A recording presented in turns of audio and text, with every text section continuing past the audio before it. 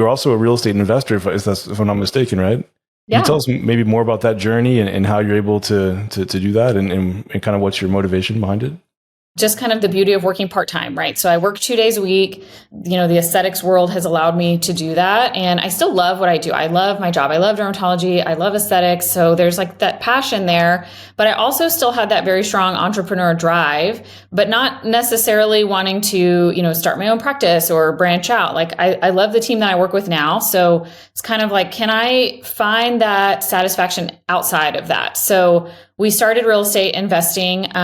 We started in 2019. We bought a cabin in the Smokies. So started looking at, Airbnb. There's a lot of tax advantages to owning a short-term rental that you don't get with owning a long-term rental.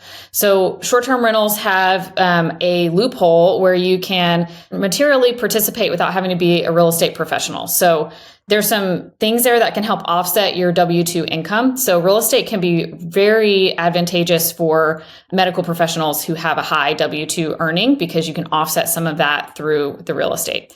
We bought this cabin in 2019. Again, had no idea what we were doing, but it's like, what? I'm an intelligent person. I can research. Everything in the world is at our fingertips on Google. I can learn how to do this. And if you care, I feel like you can do a good job. Like all it takes is taking the time to learn something and caring about what you're doing.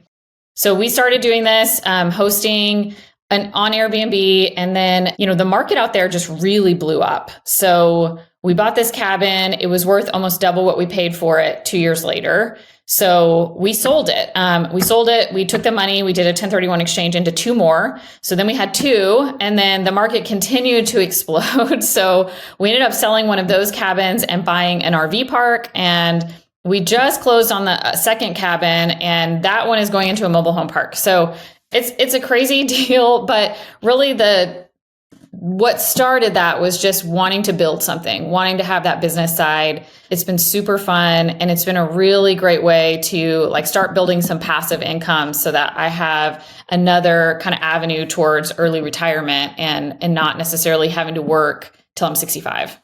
Wow, that's a really amazing story, because basically you went from having 1 cabin to 2 cabins, and then now you have a whole RV park. Is that right?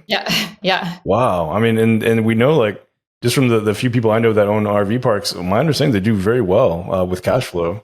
So I mean, and I feel like the kind of what I see the lesson here is, because I remember working in mainstream medicine, being on call Q3, just being exhausted all the time, and then I might get a weekend off, and then by the time I slept the weekend, I woke up again, it was it's Sunday night, I got to get ready for the thing again.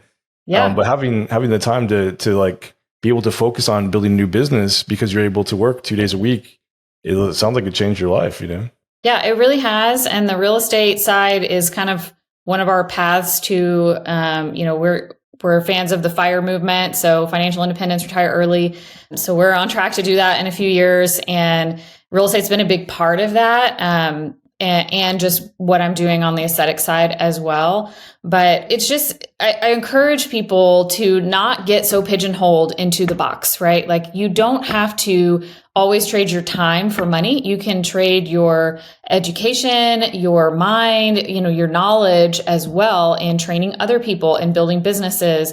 Even on the real estate side, there's other ways to do that where you're not locked into, 60 hours a week working, and there's no path there. There's no avenue. There's no quality of life. I mean, if you hate your life now, what's the point? Are you going to wait until you're 65 and then most of your life has passed you by and then you're going to finally start living? That's not, there's so many other ways to do that. There's so many better ways to do that if you're just willing to work smarter and not necessarily harder. Wow. I think that's such a powerful point, because so many times I see people that are not even in medicine, but in any job, where they're like, oh, when I retire, it'll be okay. And when you look at the actual data for the people that retire, especially for males, the actuary data is very bad. They live 2 years beyond their retirement. It's really scary. So I think you have a really great point is, make your future now for yourself and not rely on some system that may or may not have your best interest in heart.